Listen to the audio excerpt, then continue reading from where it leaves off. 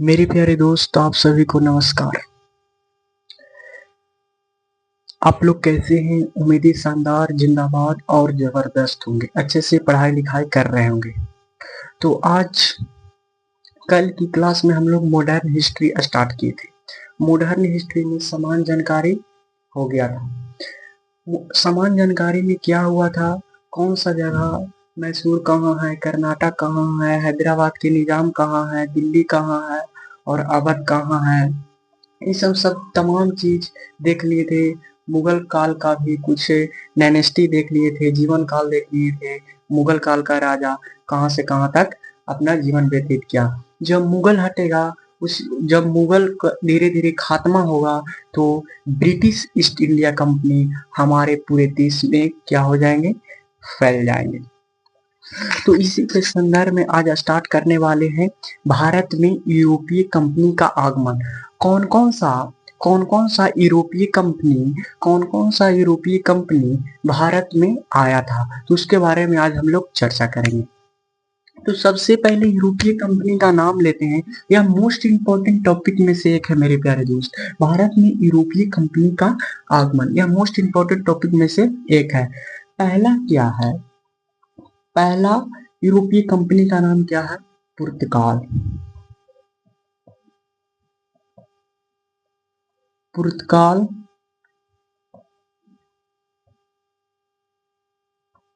India, पुर्तगाल east India company. पुर्तगाल east India company कब आया था? 1498 में। इसका ईस्वी भी याद कर लेना है। पुर्तगाल ईस्ट इंडिया कंपनी कब आया था? 1498 में।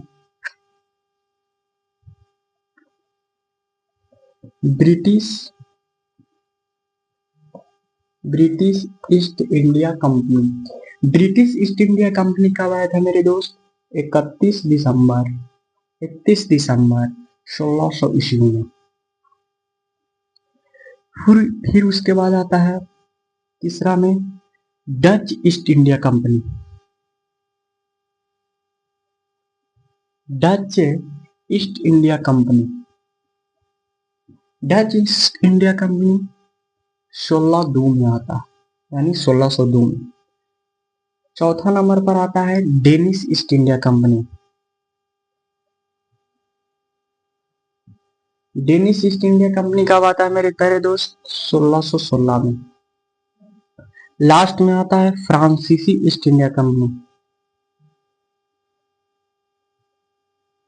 फ्रांसीसी ईस्ट इंडिया कंपनी 1664। यह है यूरोपीय कंपनी का आगमन। सबसे पहले किसका आगमन हो रहा है? पुर्तगाल का। फिर उसके बाद क्या हो रहा है? ब्रिटिश ईस्ट इंडिया कंपनी, यानी इंग्लैंड इसी को कहते हैं।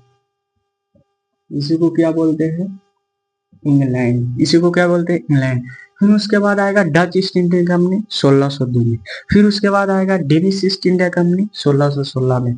फिर आगे आएगा फ्रांसीसी ईस्ट इंडिया कंपनी जो 1664 में, यानी फ्रांस से आएगा। तो आज हम लोग खाली देखेंगे पुर्तगाल ईस्ट इंडिया कंपनी। आज हम लोग क्या देखेंगे? पुर्तगाल ईस्ट इंडिया कंपनी। तो हेडिंग बनाइएगा पुर्तगाल ईस्ट इंडिया कंपनी।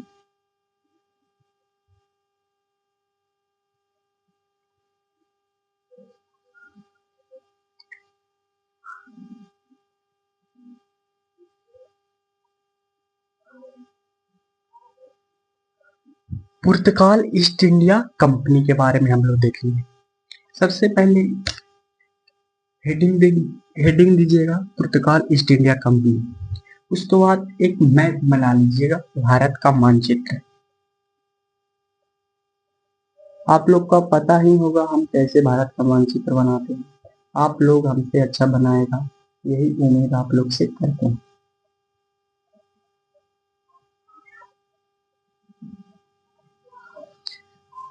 ये क्या है? भारत के मानचित्र, यानी यह पूरा भारत। एक व्यक्ति का नाम है Vasco da Gama.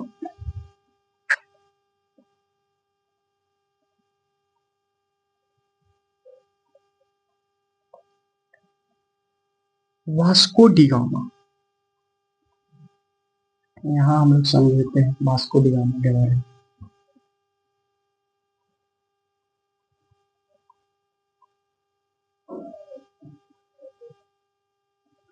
Vasco da Gama, Vasco da Gama पुर्तगाल के नाविक था। यहाँ पुर्तगाल के मानचित्र बना देते हैं, ऐसी है पुर्तगाल, पुर्तगाल यही है।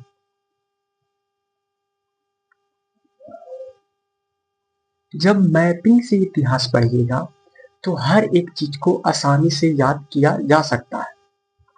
पुर्तगाल के नाविक कौन है? Vasco da gamma. जब वास्को डी गामा कौन सा जहाज से आ रहे थे? जब वास्को डी गामा पुर्तगाल के एक जगह, सॉरी, पुर्तगाल के एक जगह का नाम है क्या? लिस्बन। लिस्बन, पुर्तगाल के एक जगह का नाम क्या है? लिस्बन। पुर्तगाल के नाविक कौन? Vasco da Gama. Vasco da gamma एक जहाज से आया, वह जहाज का नाम क्या था?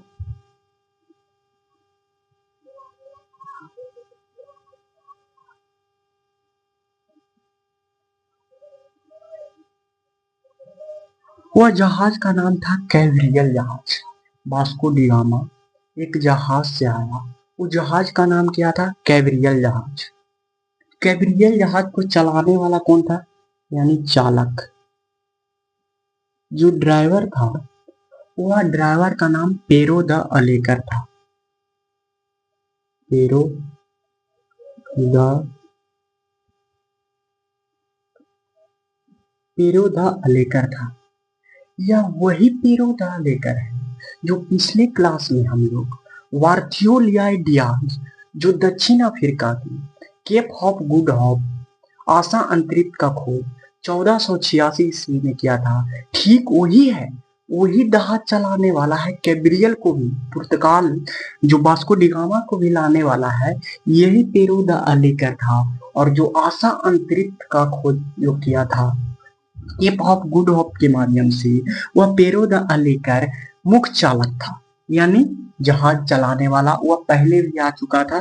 कब आ चुका था? या पहले 1486 में ही आ चुका था। किसके साथ आ चुका था? सॉरी, किसके संदर्भ में ये आया था? सबसे पहले बार्थोलियाई डियाज के संदर्भ में। इसका लिस्बन से भारत तो पहले नहीं आया।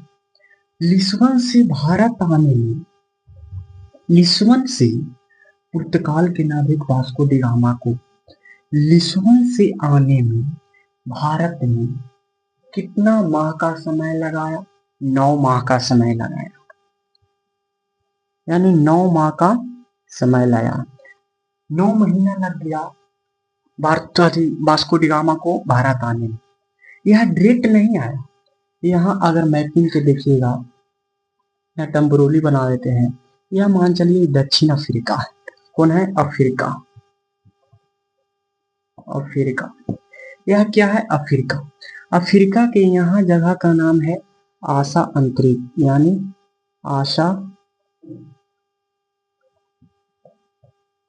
आशा अंतरिक्ष, यानी केप ऑफ गुड होप। यही चालक पेरो द अलेकर यहाँ तक आया था। पेरो द अलेकर यहाँ तक आया था, जो वास्को डी गामा तक यहाँ तक तो ले आया समुद्र के नीचे। अब पेरो द अलेकर को यह मालूम नहीं था कि यहाँ तक तो आ गए थे, लेकिन भारत अभी तक मिला नहीं। क्यों? नीचे, सबसे नीचे तो आ गए। तो खुदा न खास्ता वास्को डी गामा का भाग मनाइए। वास्को डी गामा का यह भाग मनाइए कि गुजरात का राजा दक्षिण अफ्रीका में पहले से आया हुआ था, अब्दुल माजिद। वह राजा का नाम क्या था? अब्दुल माजिद। अब्दुल माजिद पहले से आया हुआ था।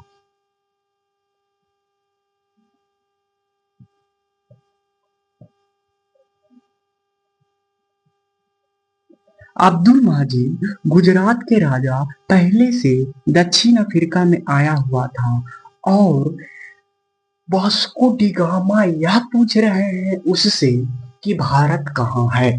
जबकि वास्को डी गामा का अता पता नहीं है कि इतना समुद्र जा रहे हैं, सबसे नीचे जा रहे हैं, अभी तक भारत मिल ही नहीं रहा। इसी के संदर्भ में एक छोटा सा बात याद आ गया। अगर आपको अगर आप किसी टोले मोहल्ले में हैं और उसी टोले मोहल्ले के लोग आपसे पूछे कि यह जो गांव है या यह जो टोला मोहल्ला है यह किधर पड़ता है, यह किधर पड़ता है, और जो टोला मोहल्ला के हैं वही आपका घर है, आपका घर वही है, और हम पूछ रहे हैं कि आपका जो टोला मोहल्ला है ये किधर पड़ रहा है। ठीक उसी संदर्भ में आप लोग यह से समझिएगा कि अब्दुल मजीद अफ्रीका में आया हुआ है और वास्को डी गामा इससे पूछ रहा है कि भारत क्या है, कहाँ है। तो अब्दुल मजीद मुस्कुराते हुए कहा कि चलिए ना, हम ही तो वहीं के नागरिक हैं, अभी हम हुए के क्या है, नागरिक हैं। तो अब्दुल मजीद गुजरात लेके गया किसको, वास्को डी गामा को। कहाँ लेके गया, गुजरात वास्को डी गामा को लेके गया। वास्को डी गामा को गुजरात लेके गया कि यहाँ के राजा यानी गुजरात के राजा जामोरिन था।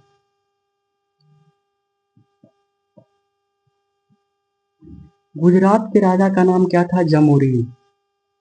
गुजरात के राजा का नाम क्या था, जामोरिन। जो वास्को डी गामा का स्वागत अच्छी तरह से किया गुजरात के राजा को, जामोरिन का यह मानना था यही पुर्तगाल है जो लाल को टोपी लगाते हुए आया है। यही पुर्तगाल, जैसी जामोरिन देखा तो वास्को डी गामा यानी पुर्तगाल के नाविक आ गया, यानी नागरिक आ गया पुर्तगाल के। पहले से ही व्यापार चल रहा था वास्को यूरोपीय में, जो पिछले क्लास में हम लोग देखे रेशम मार्ग या सिल्क मार्ग से पहले से चला आ रहा था। लेकिन कुछ तुर्क मुस्लिमों के आक्रमण के चलते रेशम मार्ग यानी सिल्क मार्ग क्या हो गया, अवरुद्ध हो गया। तो समुद्रिक मार्ग से सब आ रहे हैं क्या करने के लिए, बिजनेस करने के लिए, यानी व्यापार करने के लिए। तो यहाँ के राजा जो जामोरिन था, ढेर सारा मसाला सड़ रहा था और वास्को डी गामा लेके सही चले गए कहाँ, पुर्तगाल में। और पुर्तगाल में लेके गए, यहाँ का कम से कम 5 गुना 6 गुना पैसा हुआ था। अगर यहाँ मसाला अगर 50 रुपया में मिल रहा है तब 50 के यहाँ 5 गुना समझो कर लो, यानी 5 पचे 25, 250 में मिलेगा। यानी 50 रुपया की चीज 250 में मिलेगा। तो समझो यूरोप में जो आर्थिक स्थिति मजबूत होगा कि नहीं, अब कौश मजबूत होगा मेरे प्यारे दोस्त। अब इसी के संदर्भ में वास्को डी गामा प्रथम बार तो 1498 में आया था, लेकिन कभी कभी एग्जामिनर जो होता है वह पूछ लेता है कि वास्को डी गामा दूसरी बार कब आया था। यानी वास्को डी गामा दूसरी बार पूछे तो 1503 में बोलना। दूसरी बार कब आया था, 1503 में आया था। और दूसरी बार से भी ना मन एग्जामिनर को भरे तो तीसरी बार भी पूछ लेता है। यानी पूछेगा तीसरी बार वास्को डी गामा कब आया था, 1524 में तीसरी बार वास्को डी गामा आया था।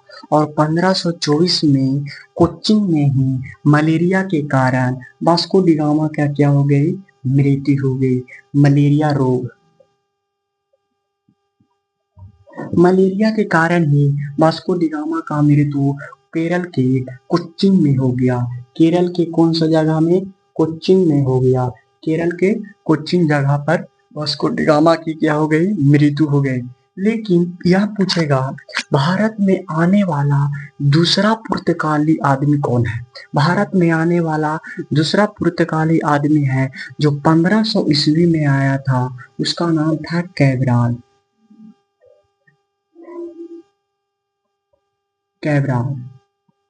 1500 ईस्वी में दूसरा पुर्तगाल आदमी आने वाला था, कैब्राल। वास्को डी गामा तीसरी बार आया था 1524 में, लेकिन बेचारा के मलेरिया के कारण केरल के ही कोच्चि में मर गया था। एक प्रश्न और पूछेगा कि भारत में प्रथम यूरोपीय कंपनी कौन आया था, यानी पुर्तगाल। और भारत से अंतिम भी कौन गया था, भारत से अंतिम समय में भी पुर्तगाल गया था। कब गया था, 1961 में।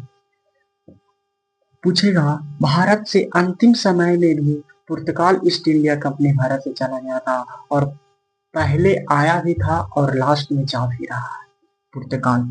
अब हम लोग जानेंगे कि पुर्तगाल का कौन कौन सी जगह बिजनेस के लिए स्रोत माना जाता है, यानी पुर्तगाल का कौन कौन सी जगह अपने क्षेत्र में लिया, तो एक नजर में हम लोग देखेंगे।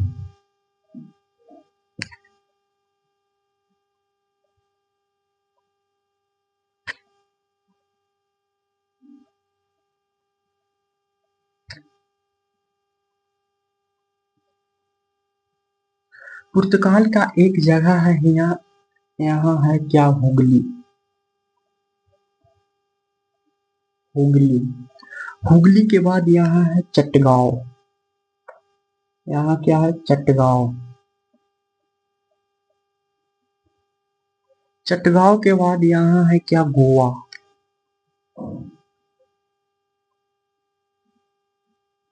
गोवा।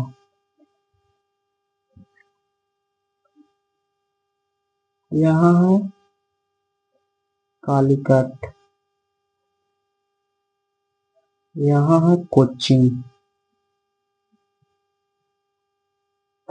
कोच्चि। यहाँ जो देख रहे हैं यहाँ है मुंबई।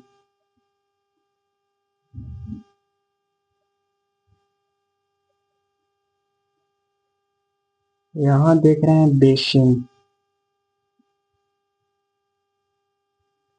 यहाँ दमन। और यहाँ जो देख रहे हैं दीव। दमन और दीव। पूछेगा पुर्तगाल का कौन कौन सी जगह किस तरफ है, हुगली मारिएगा, चटगांव, मुंबई, गोवा, कालीकट, कोच्चि। कालीकट, कोच्चि, बेसिन, दमन और दीव।